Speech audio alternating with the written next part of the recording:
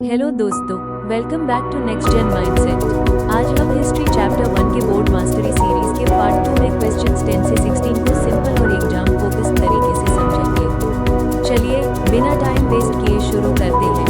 Welcome back दोस्तों, इस part 2 में हम क्वेश्चंस 10 से 16 को सिंपल लैंग्वेज में बोर्ड एग्जाम के हिसाब से कवर करेंगे। चलिए पहला इंपॉर्टेंट क्वेश्चन शुरू करते हैं। फ्रेंच रेवोल्यूशनरीज एक नेशन स्टेट बनाना चाहते थे जहां सभी नागरिकों को बराबर अधिकार मिले।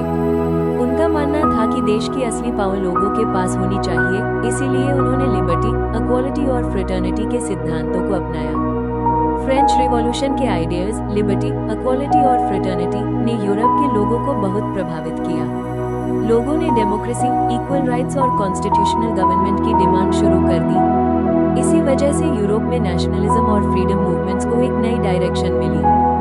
नेपोलियन ने यूरोप के कई देशों में नए कानून लागू किए और फ्यूडल सिस्टम को खत्म किया। उसने इक्वालिटी बिफोर लॉ और मॉडर्न एडमिनिस्ट्रेशन को बढ़ावा दिया।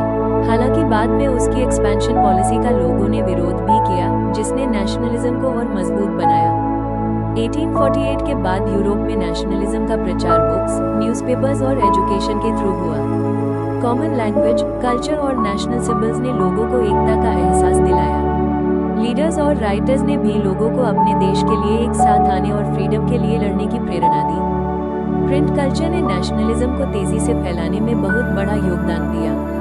बुक्स, न्यूज़पेपर्स और मैगजीन्स के जरिए फ्रीडम और यूनिटी के आइडियाज हर जगह पहुंचे। इससे लोग अपने राइट्स के प्रति जागरूक हुए और एक नेशन के रूप में सोचने लगे।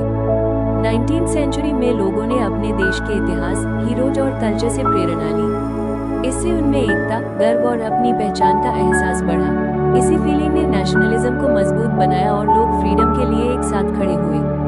नेशनलिज्म ने यूरोप के लोगों में एकता, गर्व और अपनी पहचान की भावना जगाई। इसने कई देशों को आज़ादी और एकीकरण की तरफ बढ़ाया। लेकिन कुछ जगहों पर अति राष्ट्रवाद के कारण युद्ध और संघर्ष भी देखने को मिले। तो दोस्तों, पार्ट 2 यही कंप्लीट होता है। इन सभी क्वेश्चंस को एक बार जरूर रिवाइज करिए, क्योंकि ये बोर्ड एग्जाम के लिए बहुत इंपॉर्टेंट है।